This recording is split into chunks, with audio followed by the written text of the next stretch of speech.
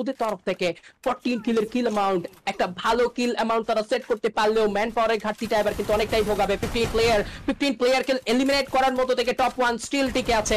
16 player eliminate করেছে, আরো একটা দুটো কিল যুক্ত হবে 17। একটা কিল সংখ্যা বলতে না বলতেই বাংলাদেশ টপ 1 আরো একটা সংখ্যা বাড়িয়ে নিচ্ছে। সো কিভাবে প্রেডিক্ট করা যায় বাংলাদেশ টপ 1? আই থিংক এই ম্যাচটা বুইয়াতে কনভার্ট করবে, বাট এই ম্যাচে আরো একটা এপিটমি অফ ডমিনেটিং টিম, তাদেরকে বলতে হয় দিশান গেমিং, যারা আজিমদেরকে পুরো গেটকিপ করে দিয়েছিল, যারা একদম ফ্যাক্টরি থেকে বেরই হতে পারেনি, সেখান থেকে দিশান গেমিং থেকে স্টিল সোলো ম্যান সার্ভাইভিং, নিজেই দিশান গেমিং স্বয়ং টিকে আছেন। স্নাইপারে পুশটা করবে, তবে বাংলাদেশ টপ 1 এর একজন প্লেয়ার কিন্তু তাকে লেফট সাইড থেকে পুশ করতে পারে এবং সেটাই কিন্তু হলো। লাস্টলি নক করা হয়েছে, দিশান গেমিং কেও শাট আউট করা হবে। Last 3 teams are alive. 18 কিলের কিল অ্যামাউন্ট।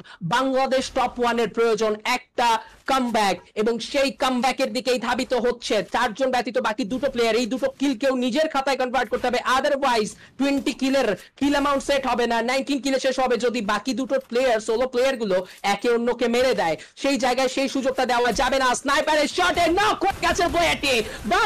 টপ 1 শেষ মুহূর্তের লড়াইতে চলছে, শেষ করে দিয়েছে সবার যাত্রা।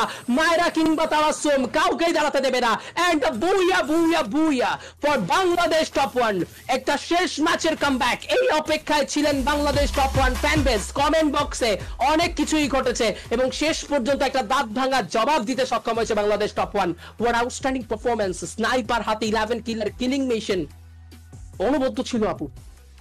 একদম আমি বলছিলাম যে সোলো হ্যান্ডেডলি সবগুলো ফাইট কিন্তু কন্ট্রোল করেছেন, দেন তার টিমমেটদের দুর্দান্ত যে কভার, সব মিলিয়ে যে C20 এলিমিনেশন পয়েন্ট নিয়ে শেষ করেছে ম্যাচটি।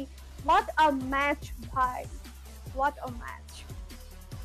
কামব্যাক হয়তো এটাকেই বলে।